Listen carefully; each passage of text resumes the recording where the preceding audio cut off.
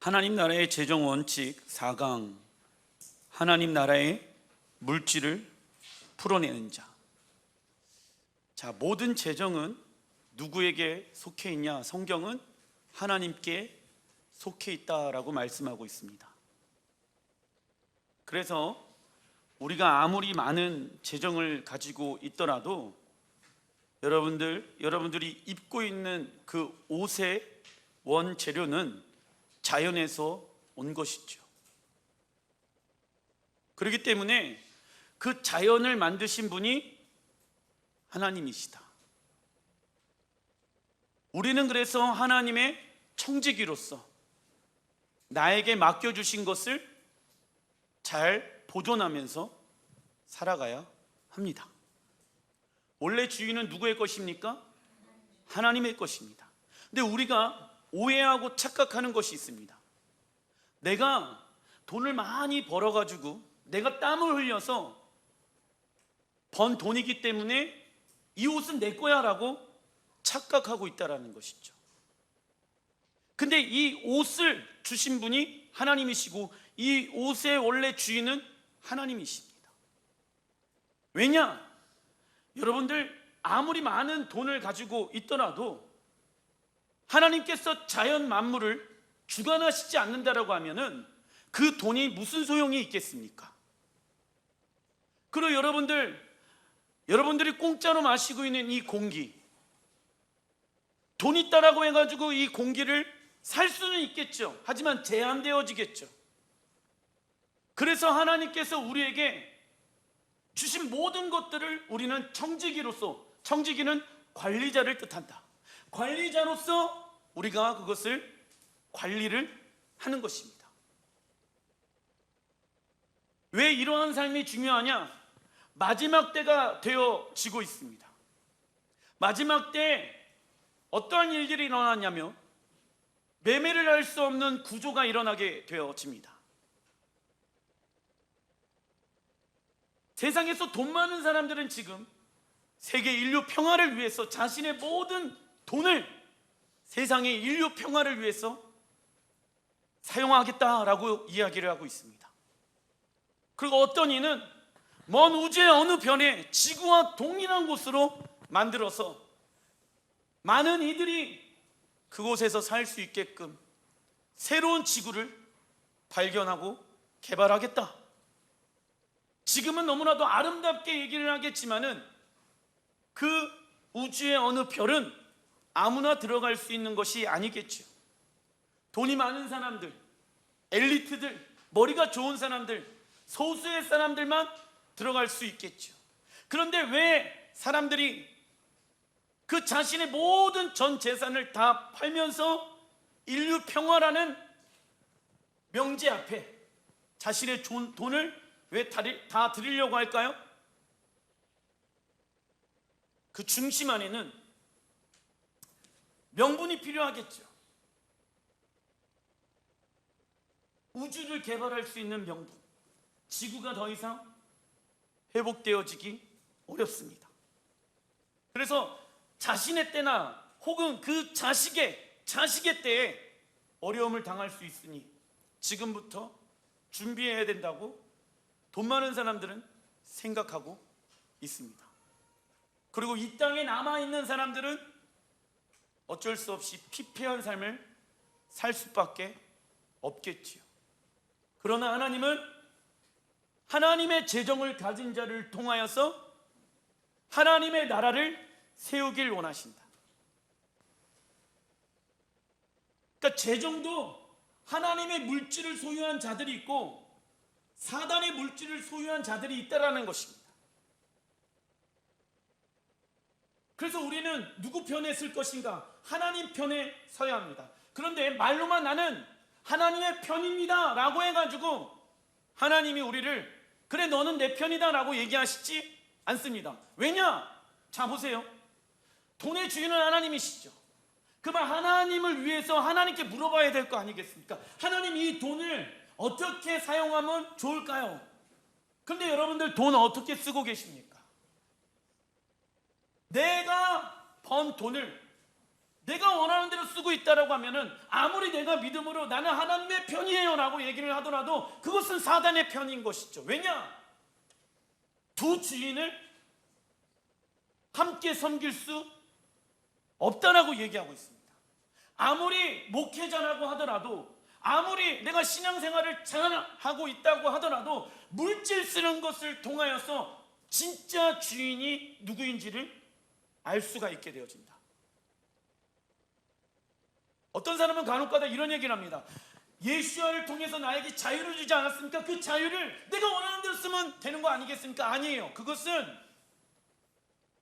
잘못된 세상의 자유가 교회 안에 들어와서 타협하는 것이죠. 그러겠죠? 잘못되어져 있는 세상의 자유가 교회 안에 들어와서 타협하고 있는 거예요. 비겁하게. 비겁한 사람이 되지는 마십시오. 비겁한 사람이 되면 안 됩니다. 하나님 앞에 어떤 사람이 되어야 됩니까? 정직해야 됩니다. 하나님, 내가 원하는 대로 살았습니다. 그래야지 뭐가 나올 수 있는지 아십니까? 회개가 나올 수가 있어요. 근데 사람들은요, 비겁해요, 숨어요, 아니라고 얘기해요. 그러면은 회개할 수 있는 기회가 없는 것이죠. 하나님의 재정의 축복은 무엇으로 약속되어 있냐면 적어놔 주십시오. 하나님의 언약, 하나님의 언약으로 약속되어져 있다. 하나님은 언약을 통하여서 그 약속을 가진 자에게 무엇을 주신다? 하나님 나라의 재정의 축복을 주신다. 그래서 나에게 내가 돈을 벌어야 하는 언약이 있어야 돼. 이유가 있어야 돼. 그렇지 아니하면은 사람들이 쉽게 직장을 옮깁니다. 어떻게 해요?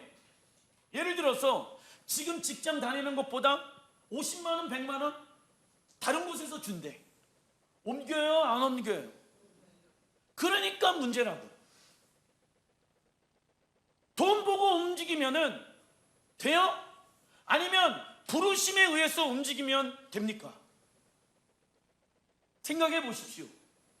하나님의 부르심에 의해서 우리는 움직이는 하나님의 사람들 아닙니까? 그런데 50만 원, 100만 원 그깟 돈이 뭐라고 그거에 의해서 움직이냐 이거예요. 하나님의 부르심이 있는데 그 부르심 따라가면은 하나님의 언약 안에 약속을 해 놓으셨다는 것을 우리는 믿잖아요. 그런데 못 따라갑니까? 돈 따라가는 것이죠. 그러면서 우리가 핑계대는 얘기가 뭔지 아십니까? 하나님이 우리에게 나에게 축복해 주셔서 하나님께서 나에게 뭐 이만큼의 돈을 벌게, 그거는 말도 안 되는 소리예요. 그 안에 하나님의 부르심이 없는데, 그 안에 하나님의 인도하심이 없는데, 그 안에 하나님의 언약이 없는데 돈 보고 움직인 거잖아요. 돈 보고 움직여 놓고 하나님이 나에게 축복해 주셨다라고 말할 수 없는 것이죠. 당연히 돈의 기준을 가지고 이게 하나님의 뜻이다, 하나님의 뜻이 아니다라고 기준 삼으면 된다, 안 된다? 뭐가 기준이 되어야 됩니까? 하나님의 언약, 말씀, 약속. 그래서 그 약속에 의해서 움직여야 된다고.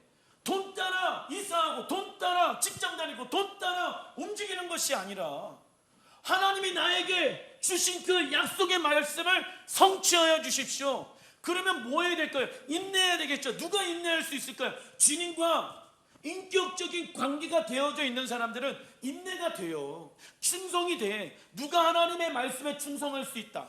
하나님이 어떠한 분인지를 아는 사람들이 하나님의 말씀에 무엇할 수 있다. 다시 한번, 누가 하나님의 말씀에 순종을 제일 잘하는 줄 아십니까? 말씀을 많이 아는 사람이 아니라 하나님이 어떠한 분인지 전 인격적으로 경험하고 있는 사람들이 순종을 할 수가 있다고. 목숨 내놓으라고 하면 목숨을 내놓을 수 있고, 죽도록 충성하라고 하면 죽도록 충성할 수 있는 거예요. 사람들은 핑계댑니다. 이 사람 때문에 내가 순종하기 어려워요. 환경 때문에 순종하기 어려워요. 예, 맞죠? 맞는 말이에요. 그죠? 그것 때문에 실제로 어려우니까. 하지만 믿음의 사람들한테는 그 말은 핑계라고요. 무엇에 의해 움직일 것인가? 내가 어떠한 것을 선택하느냐에 따라서 믿음이 결정되어진다. 그런데 말로는 하나님이 나에게 축복을 주길 원하시고 하나님의 언약을 기다린다라고 말은 하는데 내 삶은 세상의 부르심에 따라서 움직인다라는 것은 누가 주인입니까? 세상이 내가 주인인 것이죠. 그러면서 어떻게 하나님이 나를 이끌어 가셨다라고 얘기할 수 있겠습니까? 정직한 영을 구해야 돼요. 정직한 영. 돈 얼마 받자고 움직이면은 세상에 믿지 아니하는 사람과 뭐가 다릅니까?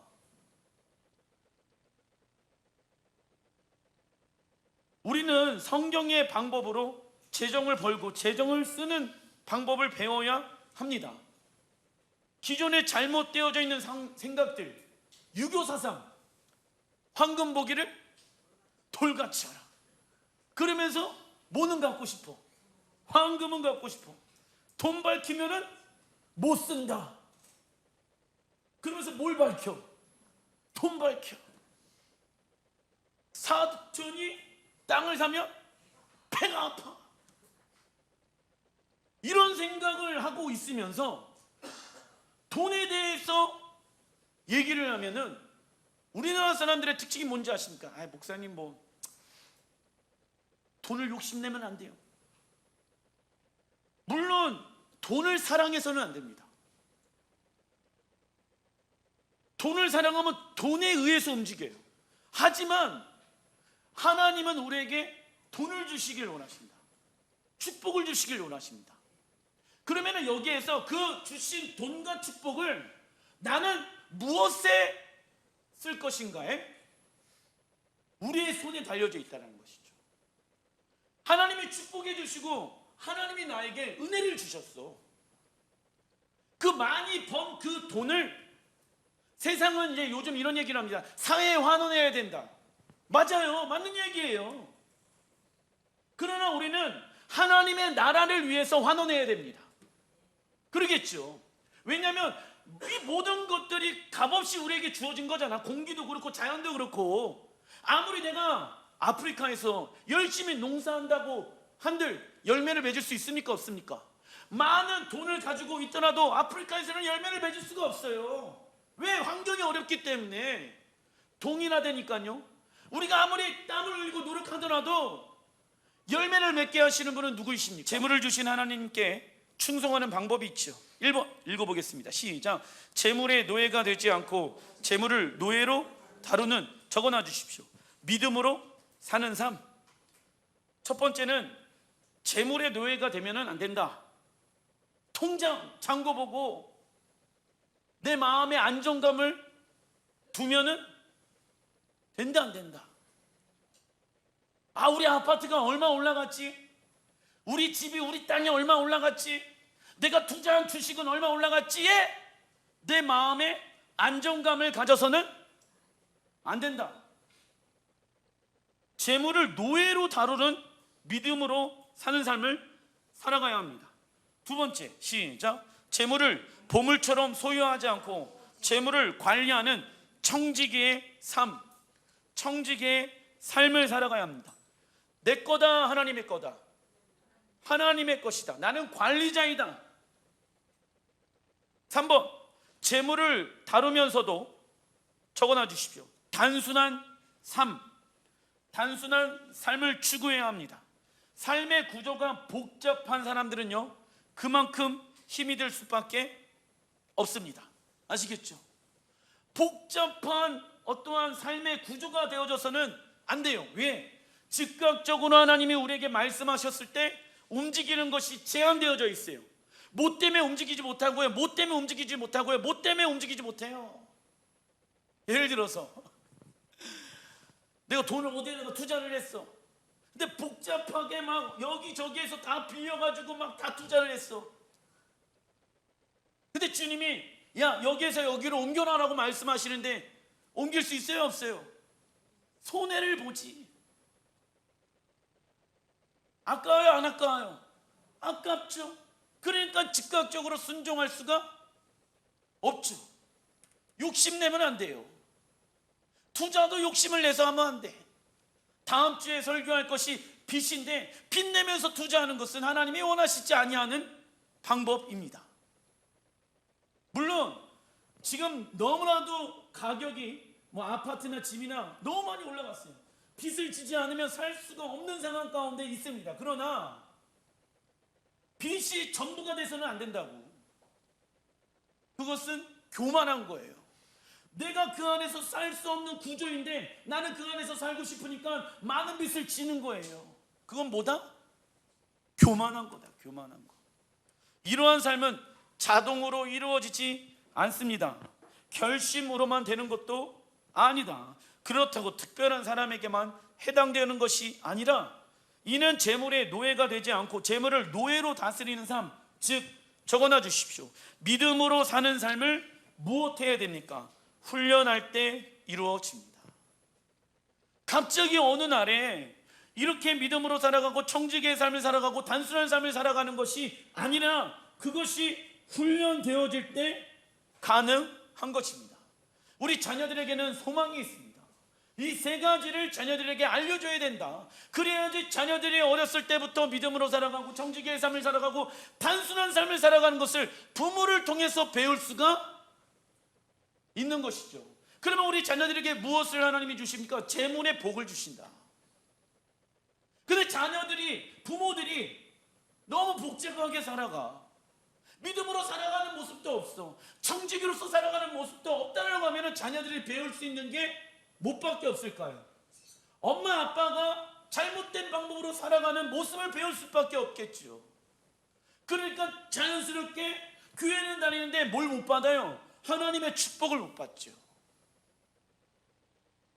마태복음 6장 24절 시작. 한 사람이 두 주인을 섬기지 못할 것이니 너희가 하나님과 재물을 겸하여 섬기지 못하니라 라고 나와 있죠.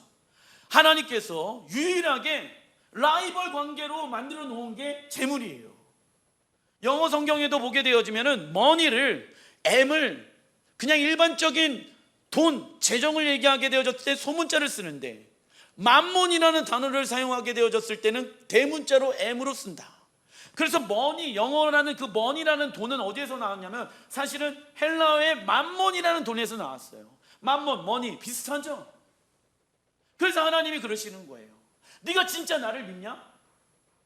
그러면은 부자 청년한테 이런 얘기를 하죠. 너의 재산을 다 팔아가지고 나를 따라와라. 그래야지 너가 구원을 경험할 수가 있다. 구원에 대해서 얘기하는데 온 재산을 다 팔으래. 무슨 얘기입니까? 주님의 것이니까 주님을 위해서 그 재정을 쓸 수 있겠니? 나는 네가 가지고 있는 그 재정보다 더 큰 재정을 소유하고 있단다. 걱정하지 마. 놀라지 마. 내려놓을 수 있겠니? 왜요? 왜 내려놓으라고 주님 말씀하시죠? 우리에게 당신의 능력을 주시기 위해서. 우리의 능력이 내려놔야지 누구의 능력이 올 수 있다? 하나님의 능력이 올 수 있는 건 아니겠습니까? 그런데 내가 붙잡고 있으면 하나님은 우리에게 주실 수가 없죠. 당연히 내 안에 내 능력이 나로 가득한데 어떻게 하나님의 축복이 올 수 있겠습니까? 내려놓으래요. 근데 내려놓는 게 싫어, 어려워. 왜요? 내 거라고 생각하니까. 누구 거예요? 하나님의 것이죠. 두 주인을 함께 섬길 수 없다. 재물이라는 단어는 만몬의 신, 만몬이란, 읽어보겠습니다. 시작. 돈이면 무엇이든지 해결할 수 있다고 믿게 하는 영에서 왔습니다. 자, 하나님의 일을 하게 되어졌을 때 돈이 없어. 그래서 목사님 돈 없어서 못하겠네요 라고 얘기하면은 무슨 영에 사로잡혀 있다? 만몬의 영에 사로잡혀 있다. 현실은 뭐예요? 맞아요. 근데 우리는 현실에 의해서 살아가는 자가 아니라 하나님의 말씀에 의해서. 그래서 돈은 없지만 왜 이런 얘기하지? 내가 돈이 없지, 가오가 없냐? 이 마음을 가지고 그 가오가 하나님의 말씀으로 내 마음 가운데 빡 들어와서 하나님은 뭐 할 수 있다. 그걸 외쳐야 되는 건 아니겠습니까? 근데 뭘 외쳐요? 돈 없어서 못해요. 목사님, 그런 얘기를 너무 많이 들었어요. 그러지 마세요. 이 재물 뒤에 사람을 조종하는 영이 있다. 그러니까 만몬의 영은 조종의 영이랑 함께 움직여요. 그래서 만몬의 영은 지금의 월급보다 100만 원 더 받으면 뭐 할 것이라고 속여요? 그러면 이제 100만 원 더 많이 버는 사람한테 물어보세요. 행복하냐? 그 사람은 더 100만 원, 200만 원 더 벌고 싶어 할 거예요. 그런데 우리는 속고 있어요. 뭐요? 50만 원, 아니 단돈 10만 원이라도 더 많이 받으면 거기에서 있는 게 행복하지 않을까? 아닙니다. 행복은 돈에 있지 아니하며 하나님께 있습니다. 신명기 10장에 나와 있죠.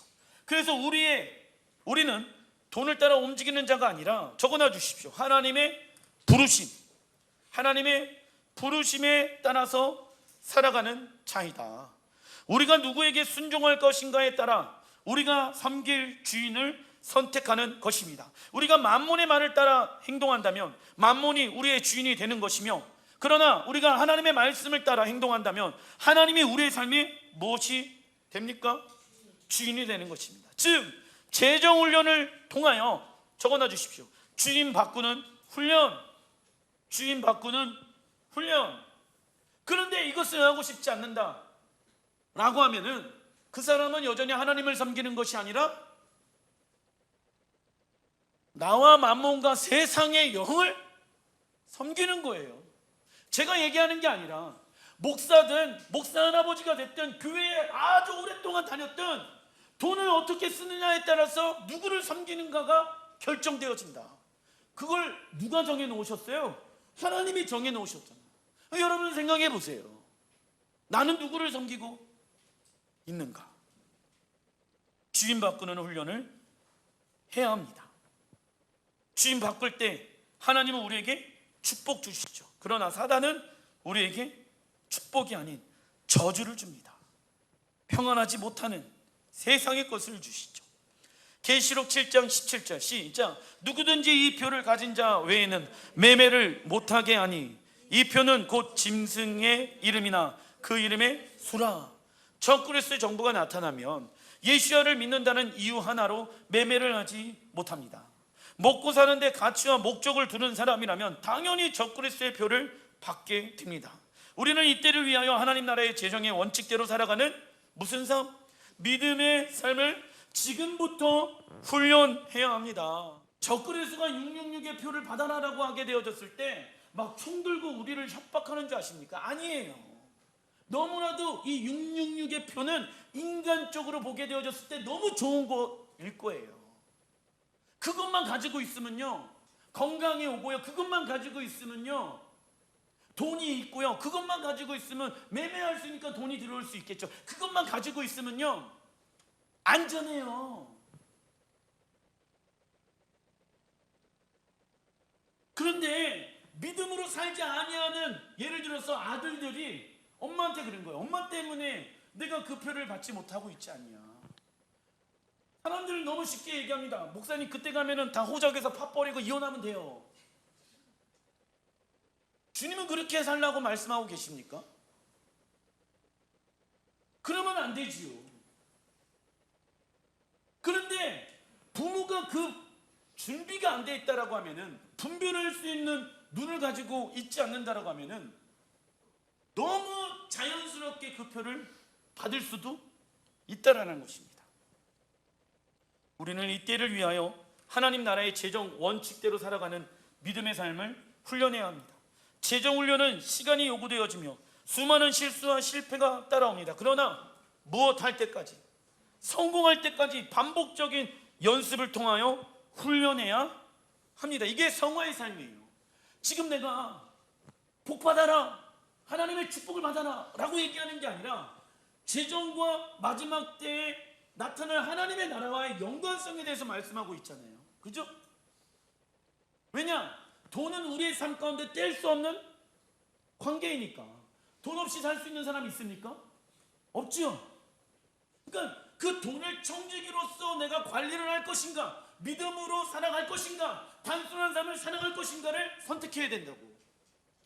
근데 교회가 만약에 돈을 어떻게 쓰고 버는지에 대해서 가르치지 않는다라고 하면은 누가 이런 얘기를 하는 거예요? 목사님 사업하려면요 세금 제때 내면은요 돈 벌기 어려워요. 물론 그 세법이 조금 제가 보더라도 좀 잘못되어진 세법들이 있을 수도 있어. 그러나 나라에서 얘기하는 세금을 정확하게 내야 되는 것 아니겠습니까?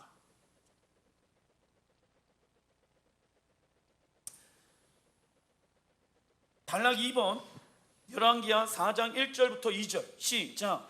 선지자의 제자들의 아내 중에 한 여인이 엘리사에게 부르짖어 이르되 당신의 종 나의 남편이 이미 죽었는데 당신의 종이 여호와를 경외한 줄을 당신이 아시는 바나이다. 내 집에 무엇이 있는지 내게 말하라. 그가 이르되 계집종의 집에 기름 한 그릇 외에는 아무것도 없나이다 하니 선지자 엘리사의 제자 중에 한 명이 갑자기 죽게 되어졌는데 그는 많은 빚을 가지고 있었고 그 빚으로 인해 두 아들마저 종으로 빼앗기게 되었습니다. 성경학자의 의견으로는 당시 아합 왕으로부터 핍박을 받던 선지자들에게 제자들은 음식을 제공했고 사역한 데 필요한 물질들을 제공해 주었기 때문에 그 선지자 제자들이 가난할 수밖에 없게 되어졌고 빚을 지게 되어졌다라고 말하고 있습니다.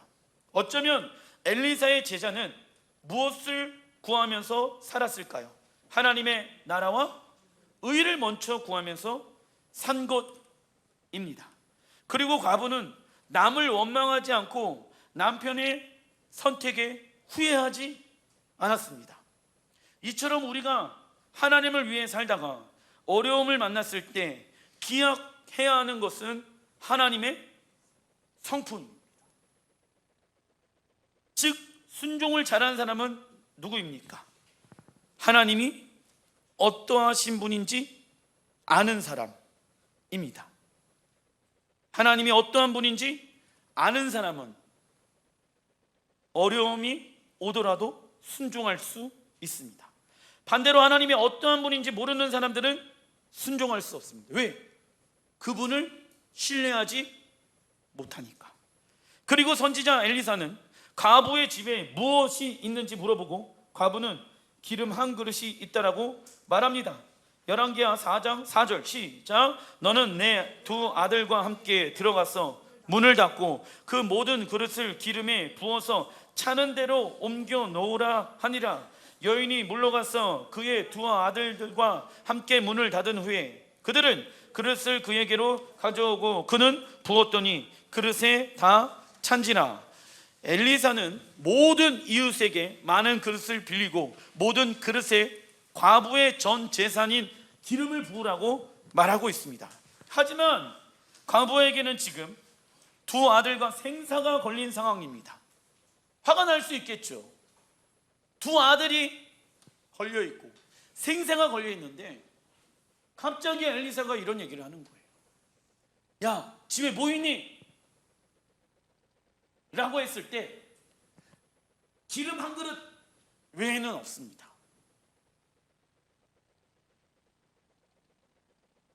엘리사가 뭐라고 얘기하냐면 그러면은 동네에 나가갖고 동네 사람들의 그릇을 다 가지고 와라. 그리고 너가 가지고 있는 그 기름을 그 그릇들에게 부어놔라. 여러분들 지금 한 그릇밖에 없는데 수많은 그릇들을 빌려오면은 소용이 있습니까? 없습니까? 소용이 없죠. 그냥 한 그릇 안에 있는 그 기름을 그릇 하나에다가 부으면 되는데 왜 수많은 그릇을 가지고 오라고 빌려오라고 얘기할까? 이해가 안 돼요. 여기서 문제가 있어요. 우리는 하나님과의 관계를 우리의 이해관계로 풀어가서는 안 돼요. 우리의 사고, 우리의 이해관계로 야 이거는 말이 안 되잖아. 그래서 나는 무엇 할 수 없어. 순종할 수 없어가 되면은 안 된다고요. 이 과부가 뭐 했습니까? 하나님의 나라와 의를 위해서 살아갔잖아. 그 즉각적으로 뭐 한지 아십니까? 바로 나가가지고 두 아들들과 함께 이웃들에게 가서 그릇을 빌려와요. 그리고 그 그릇에다가 기름을 붓는데 이때 어떠한 일들이 일어나게 되어집니까? 넘쳐 흐르게 되어집니다. 우리가 여기에서 생각해 봐야 하는 문제가 있습니다. 하나님이 내게 예를 들어서 어떤 축복의 말씀을 사업장에 주셨다라고 하는데 나는 지금 뭐 얘기하고 있는가? 하나님, 이게 정말 하나님의 뜻이라고 하면은 지금 당장 뭐 줘야 돼요? 돈 좀 주세요. 돈이 없으니까는 못 하잖아요. 우리는 그 얘기 하잖아요. 그죠? 근데 하나님이 나에게 진짜 주신 어떠한 말씀이 있다고 하면은 그때 뭐 해야 됩니까? 내가 뭐가 있는지를 체크를 해야 된다고. 뭐를 드리면 될까요? 그 하나님이 내게 주신 그 말씀을 이뤄내기 위해서 하나님 내가 시간 드릴까요? 내가 열정은 있습니다. 내가 에너지는 있습니다. 내가 이거 드릴게요. 아니 보니까는 내가 남겨놓은 돈이 좀 있네요. 내가 가진 거는 이게 전부입니다. 하나님. 그러나 하나님은 하실 수 있습니다라는 말을 하는 거는 돈이 안 들어요. 그죠? 돈이 안 들어. 근데 그 얘기가 신기하게 안 나온다고. 하나님이 나에게 언약을 주셨다라고 하면은 예를 들어서 어떤 집을 내가 이 집을 너에게 주노라라고 말씀해. 그런데 통장 까보니까 뭐가 없어?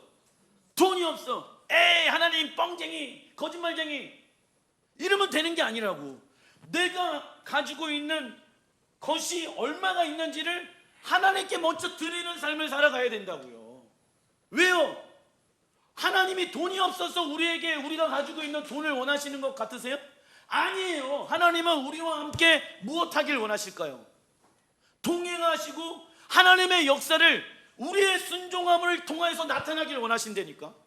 하나님은요, 하나님의 역사를 하나님의 말씀에 순종하는 자들을 통해서 나타나길 원하신다. 그래서 하나님의 능력을 그 순종하는 사람들이 맛보길 원한다니까요. 내가 한 것은 기름 한 그릇밖에 주님을 위하여 드린 것이 없는데 주님은 수많은 기름들을 누구에게 주셨다?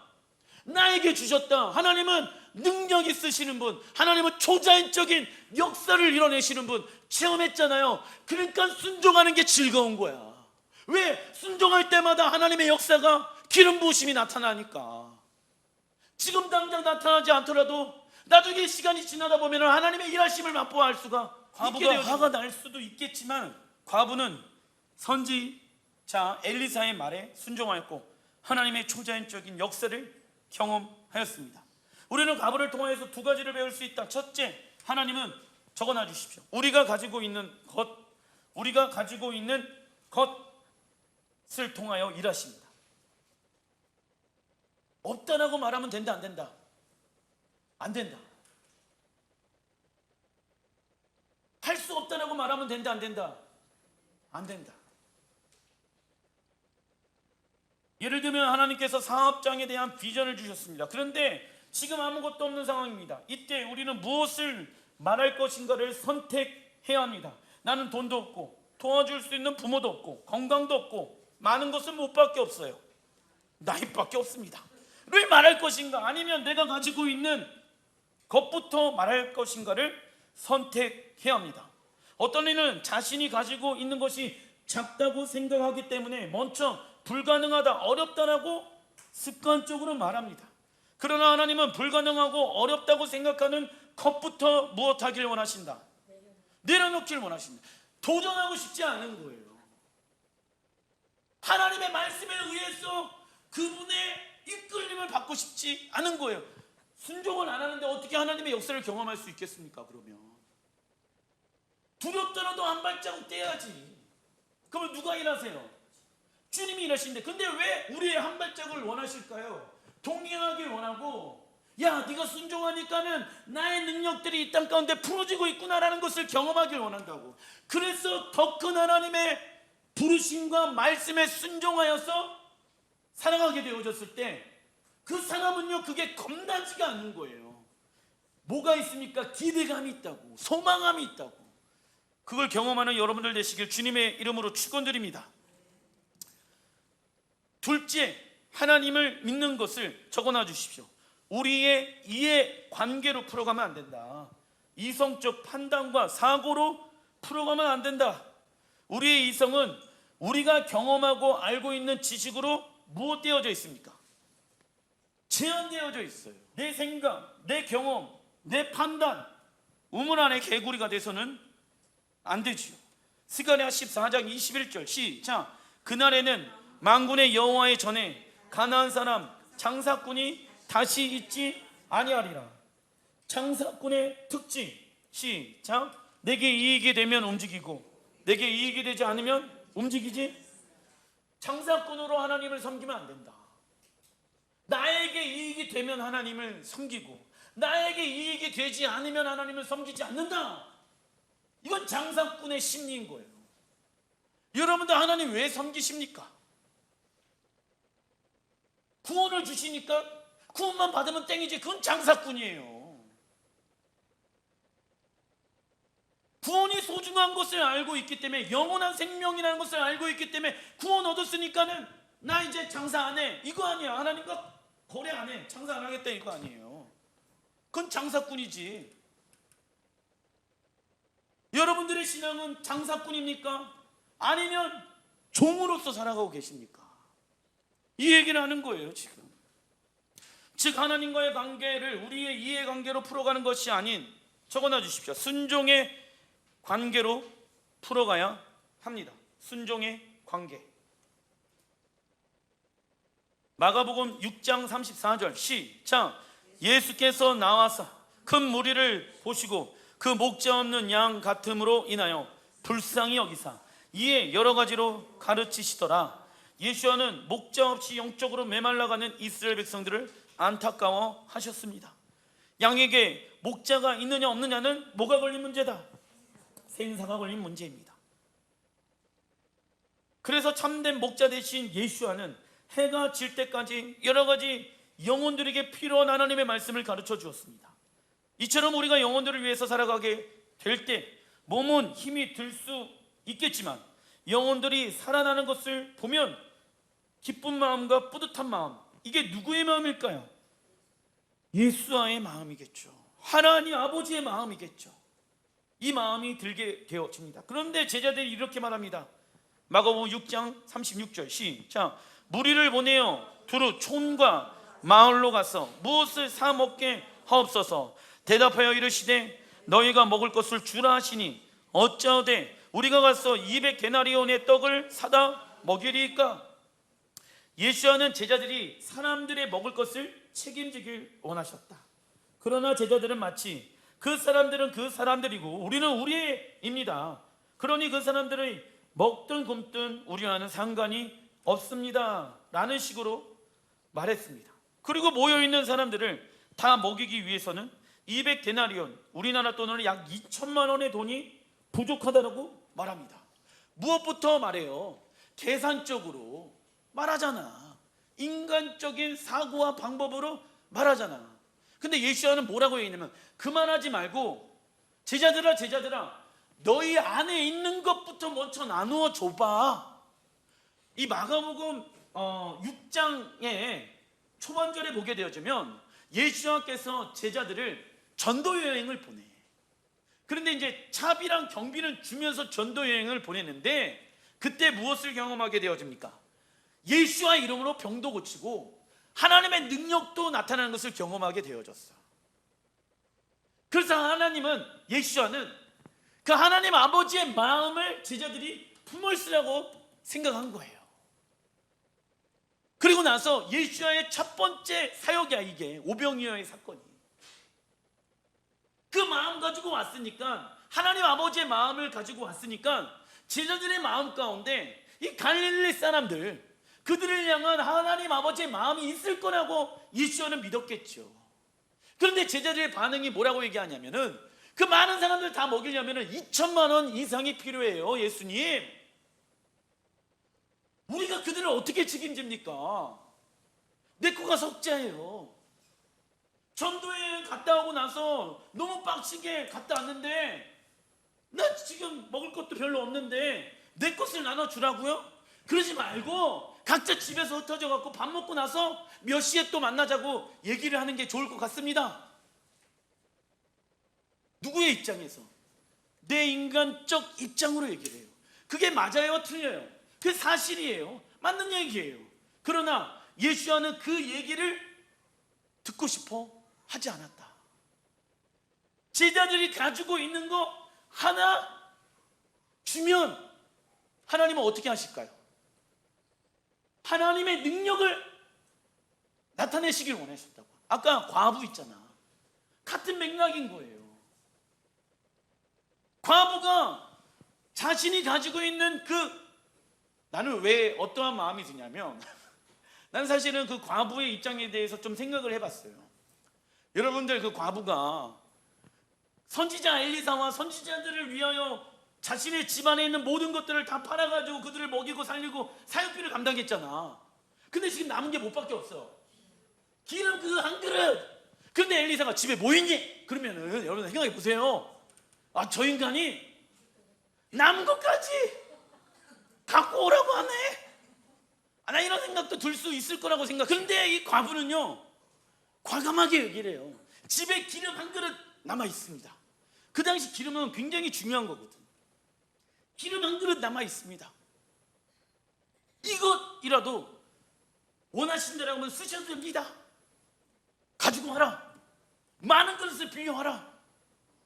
그래서 어떤 일이 경험하게 되었습니까? 그 많은 그릇에 넘쳐나게 되었습니다.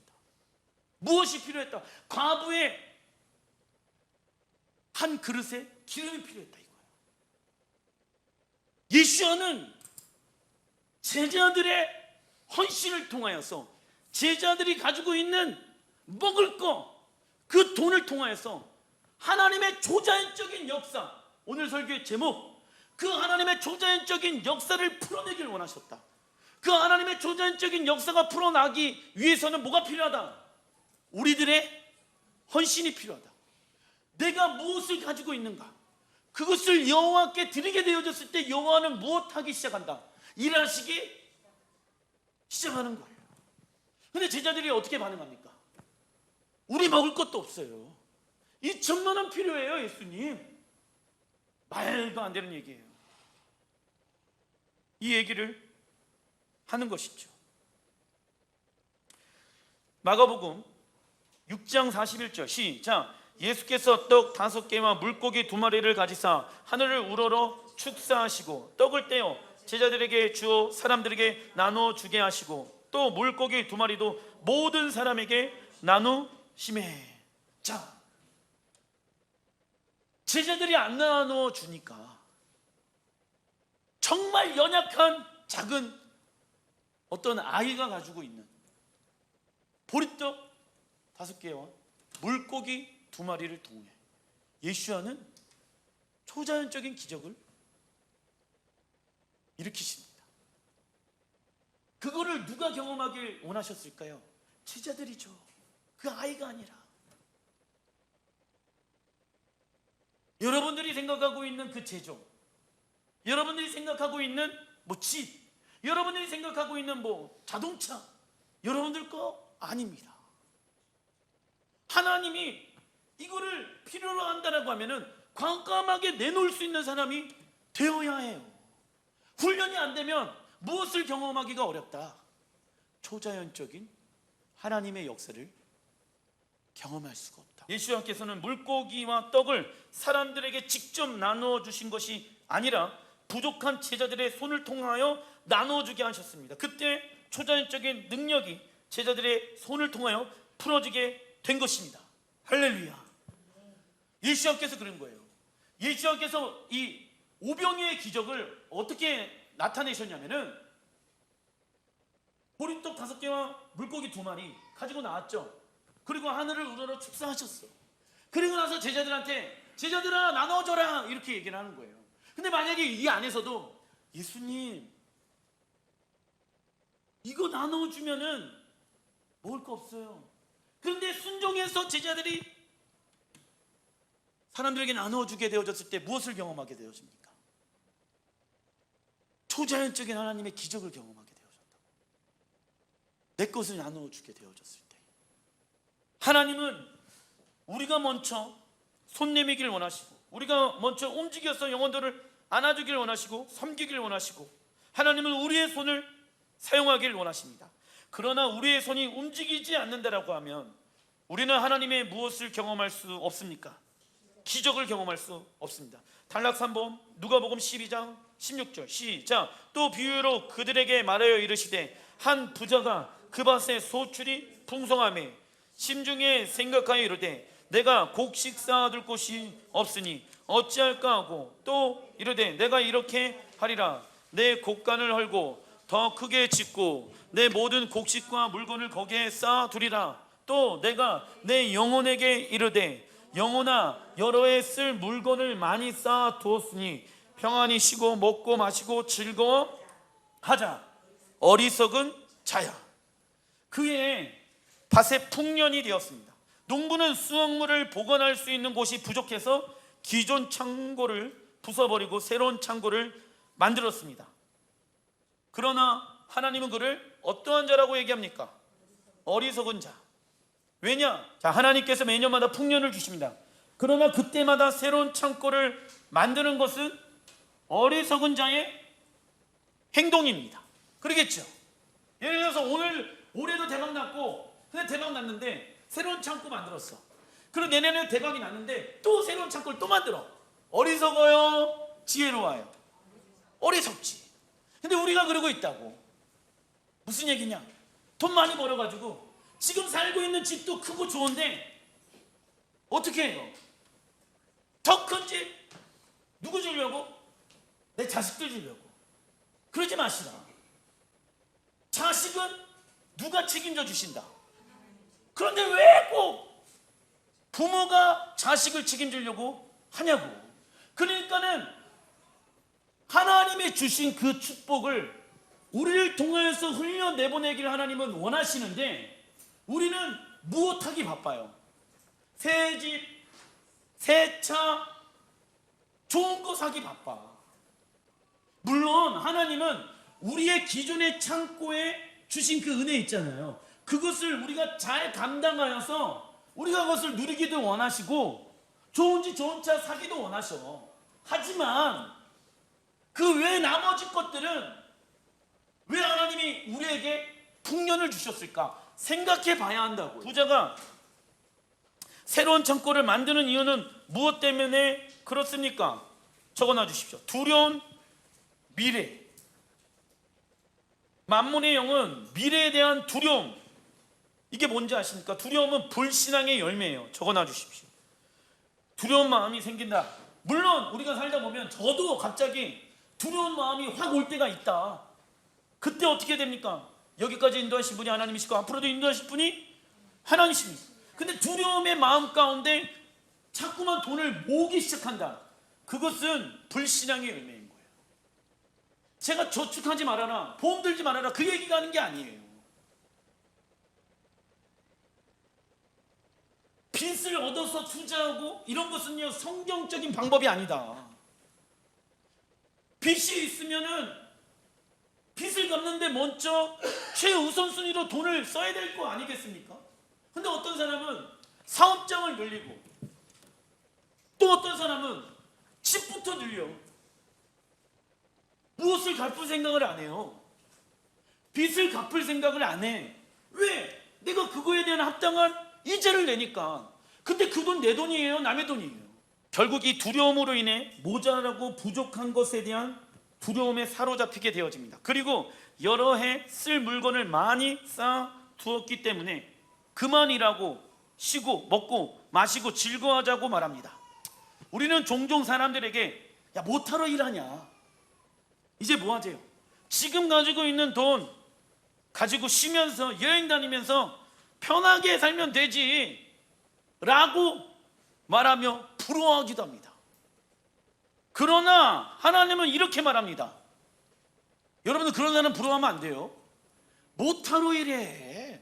이제 쉬면서 놀면서 띵까띵까 모아둔 돈 계속 몇 년마다 들어오는 돈 있잖아. 그 돈 가지고 살면 되지. 우리가 일하는 게 돈 벌기 위해서 합니까? 아니면 하나님의 나라를 위해서 살아갑니까? 누가복음 12장 20절 시작. 하나님은 이르시되 어리석은 자여 오늘 밤에 내 영혼을 도로 찾으리니 그러면 내 준비한 것이 누구의 것이 되겠느냐 하셨으니 자기를 위하여 재물을 쌓아두고 하나님께 대하여 부유하지 못한 자와 이와 같으니라. 어리석은 자란 자기를 위하여 재물을 쌓아두고 적어놔 주십시오. 하나님께 대하여는 부유하지 못한 자. 어리석은 자란 자기를 위하여 재물을 쌓아두지만 하나님께 대하여는 부유하지 못한 자. 아까운 거예요. 하나님을 위하여 쓴다는 것은 영혼들을 위해서 쓴다는 거잖아. 근데 영혼들을 위해서 쓰게 되어졌을 때는 잃어버릴 것 같죠. 손해보는 것 같죠. 그런데 하나님은 어떻게 하신대? 더 초자연적인 하나님의 역사와 능력을 그 사람에게 베푸신대. 그래서 나는 이 재정을 사람들에게 나누어주고 세상에 하나님의 나라를 위해서 쓰고 있는데 내 재정은 줄어들지가 않는 거야. 누가 일하시고 계시니까? 하나님이 일하시고 계시는 거예요. 무엇을 통해서? 내 재정을 통해서. 그러니까 재정이 일을 하고 있는 거예요. 돈이 움직이고 있는 거야. 예를 들어서 은행에다가 돈 넣어놓으면 이자 붙잖아.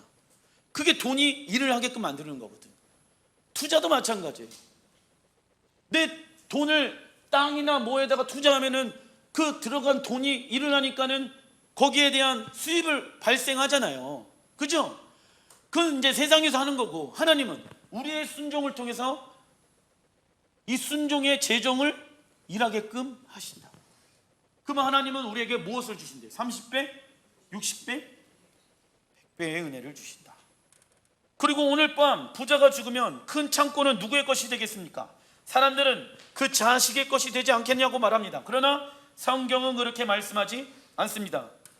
자, 욥기 27장 16절부터 17절 시작. 그가 비록 은을 티끌같이 쌓고 의복을 진흙같이 준비할지라도 그가 준비한 것을 의인이 입을 것이요 그의 은은 죄 없는 자가 차지할 것이며.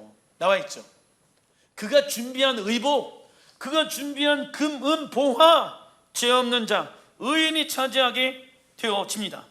악인과 포악한 자가 세상의 방법으로 돈과 부를 얻지만 결국 재물은 누구에게 돌아온다?